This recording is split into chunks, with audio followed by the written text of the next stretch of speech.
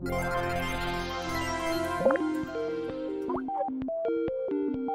bon, ça va. C'est la troisième fois aujourd'hui. La patience, ça ne fait clairement pas partie de vos attributs. Au contraire, monsieur Exe, nous nous sommes montrés plus que patients. Mais à présent, il est plus que temps que vous nous révéliez le fonctionnement de cette fameuse technologie. Écoutez, c'est pas tant que trahir Cave me dérange. Après tout, je m'en contrefous, ce sont les affaires. Mais on peut pas dire que votre groupe soit des plus mesurés en ce qui concerne l'usage de mes technos. La dernière fois, vous avez quand même ouvert une brèche vers une dimension qui a provoqué l'asservissement de l'humanité. C'est justement pour cela que nous avons besoin de cette technologie, monsieur Exe. Il nous faut réparer nos erreurs. Et quoi de mieux qu'une telle arme pour cela? Monsieur, si je puis me permettre, la divulgation de cette information pourrait coïncider avec l'une des demandes du secteur des archives. Voilà, vous devriez écouter votre IA. Je précise également que la transmission de cette information risque d'entrer en conflit avec la clause de non-divulgation présente dans le contrat effectué avec Monsieur Johnson, page 12, alinéa C. Nous avons de très bons avocats, monsieur Exe. Cela ne devrait pas être un problème. Oui, bon. Zi, lance l'enregistrement et, quant à vous, transmettez votre virement à la comptabilité. Et vous avez bien intérêt à ce que cette techno serve à réparer le chaos que vous avez mis. Bon, du coup, restez là, écoutez et laissez-moi enregistrer les informations. Donc, ici Jonathan Exe, président et directeur du secteur recherche et développement de Codex. Et grand homme de science. J'ai déjà dit que j'acceptais de vous le dire, ce n'est plus la peine de me lancer des fleurs. Zi, pour cette archive numéro 8, tu peux aller me chercher les informations nécessaires? Affirmatif, monsieur. Mais avant toute chose, je tiens à vous rappeler que si vous poursuivez ainsi, vous entrez en infraction selon la loi sur le secret industriel. J'ai donc besoin d'une confirmation. Acceptez-vous d'enfreindre la loi sur le secret industriel? Accepter ou annuler? Oui, j'accepte. Mise à jour de mes paramètres de moralité. Nous allons, à présent, effectuer la demande suivante. Enregistrer toutes les notes basées sur les travaux de commande d'Aperture Science concernant les projets d'architecture, portail, gel. Architecture? Vous êtes certain qu'il s'agit du bon dossier? Il me semble vous avoir dit de vous taire et d'écouter, non? Bien sûr, bien sûr. Veuillez m'excuser. Donc oui, effectivement, aussi bizarre que cela puisse paraître, il s'agissait d'un projet d'architecture à la base. Puisque la petite compagnie Aperture Fixture, qui faisait juste des rideaux de douche à l'époque, nous avait contacté pour qu'on l'aide à faire des systèmes d'ouverture de garage. C'est inattendu. La demande du client, après le temps de réflexion alloué à tout nouveau projet, était la conception d'un système d'ouverture-fermeture d'une porte de garage. Aucun cahier des charges spécifique n'avait été formulé, à l'exception de la seule et unique phrase, je cite, « Surprenez-moi ». Le mec vient me dire ça à moi. À moi.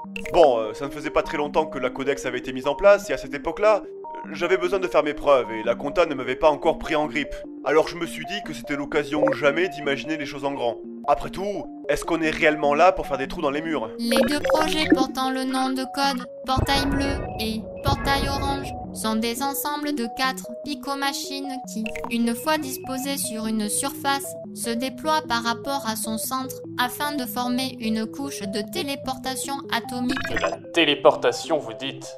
Cela me semble bien étonnant. Vous savez, nous nous y sommes essayés aussi, et cela n'a pas particulièrement bien tourné. Non mais, parce que vous parlez de la téléportation englobante.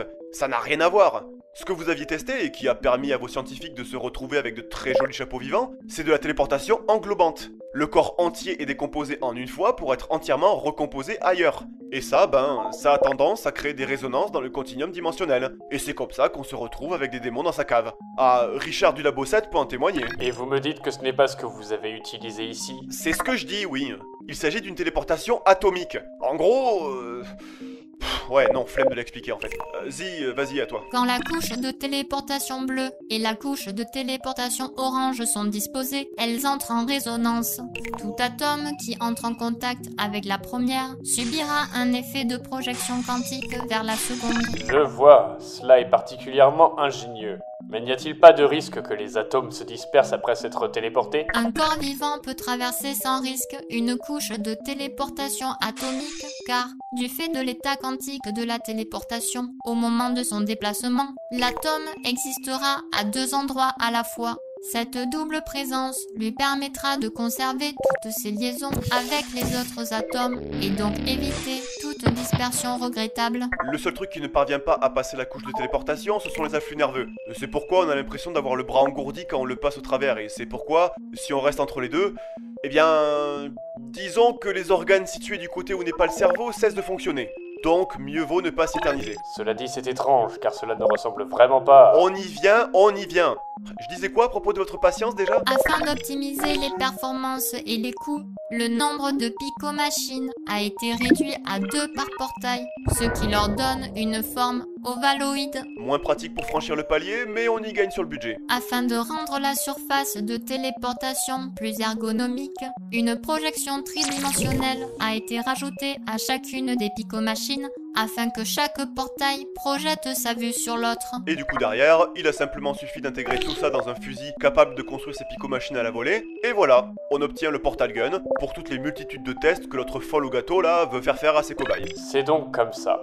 Merci beaucoup. Un instant là, il reste quand même une dernière particularité qu'il ne faut pas oublier. Note importante. La couche de téléportation impose une vibration permanente de plus de 20 THz. Il est, de ce fait, nécessaire de l'appliquer sur une surface dont la composition est parfaitement stable. Les surfaces les plus efficaces sont celles comportant une forte teneur en calcium, telles que le Feldspath que l'on peut trouver sur la Lune. C'est parfait, je pense que j'ai tout ce qu'il me faut. Nous allons pouvoir...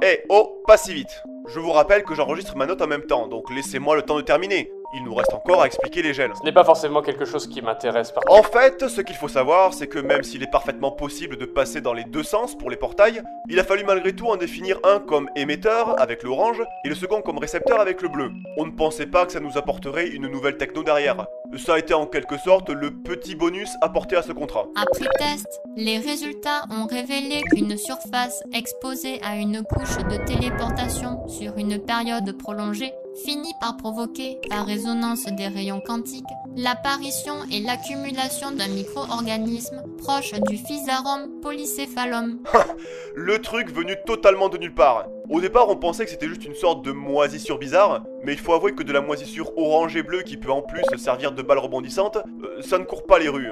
Et c'est là qu'on a fait le lien avec les portails et qu'on a commencé à l'étudier. Attention, ces micro-organismes ayant été incubés sur des surfaces riches en calcium abordent un comportement de recherche perpétuelle de cet élément chimique. De ce fait, un contact prolongé avec l'un des deux gels peut provoquer la dislocation du squelette humain. Et du coup, les deux gels que cela a généré ont gardé les propriétés de leur couche de téléportation, soit celle d'entrée avec l'orange et celle de sortie avec la bleue. Le micro-organisme bleu, aussi appelé gel répulsif, présente des réactions d'hostilité envers toutes les présences extérieures en les repoussant violemment. Cette réaction offre à ce gel des propriétés de rebondissement. Ah, je vous raconte pas après avoir découvert ça les soirées trampolines qu'on s'est fait dans les bureaux. Ah, ça a bien duré 3 semaines jusqu'à ce que Marie-Chantal du Labo 3 se retrouve sans moi l'épinière. Après ça, on a dû arrêter. Le micro-organisme orange, aussi appelé gel propulsif, présente des réactions d'attirance envers toute présence extérieure et facilite tout contact en réduisant à son minimum toute friction éventuelle. Cette réaction offre à ce gel des propriétés d'accélération. Une fois, on a recouvert le couloir principal avec ce gel et on a tiré l'alarme incendie pour voir. Il y a eu 2 morts, 3 blessés graves et 4 côtes cassées. Ah, la jeunesse. Veuillez m'excuser d'interrompre vos ressassements nostalgiques, monsieur Exé, mais en avez-vous fini? Quoi?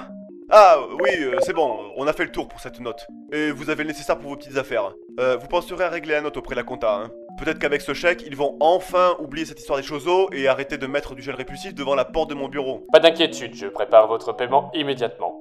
Je suis ravi de m'être entretenu avec vous. Oui, pas de soucis, hein. J'espère que vous avez tout ce que vous vouliez. Croyez-moi, c'est parfait. Avec toutes ces informations, nous allons pouvoir lancer notre propre production afin de mettre en chantier le projet numéro 3. Au revoir, monsieur Exé. Ouais, bonjour chez vous, G-Man. Zi, à toi de finir.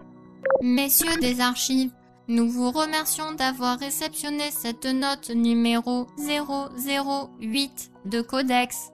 Nous vous rappelons que notre réseau s'étend également sur Facebook et Twitter. Enfin, si vous souhaitez aider les futurs projets de Codex, n'hésitez pas à faire un don sur Tipeee